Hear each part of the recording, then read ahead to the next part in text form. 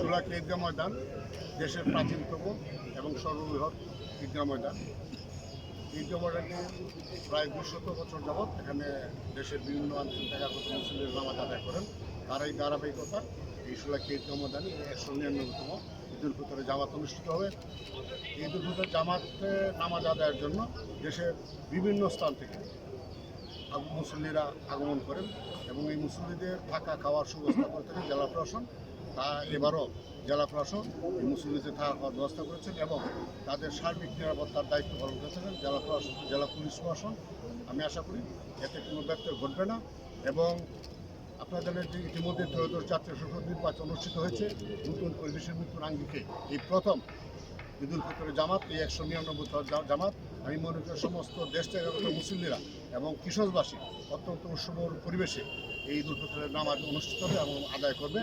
তবে ঈদগাহ ময়দান নিয়ে ইতিমধ্যেই আমরা উচ্চ মহলে কথা বলেছি। ঈদগাহ মাঠের যেহেতু এটা ঐতিহ্যবাহী ঈদগাহ মাঠ, এই মাঠের উন্নয়নের জন্য ইতিমধ্যে আমরা কথা বলেছি। আশা করি এই আগামী ঈদুল ফিতরের আগেই এই মাঠের উন্নয়ন কাজ হবে।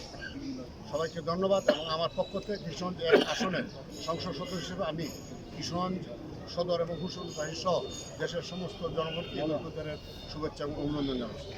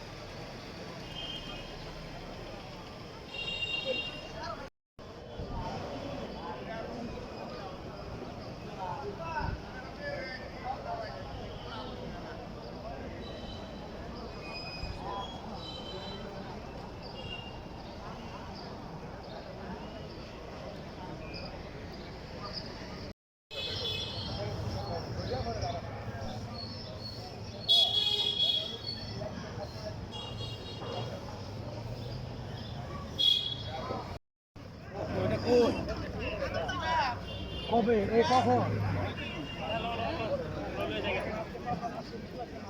Ôi dào, em này, em này, em này, em này, em này, em này,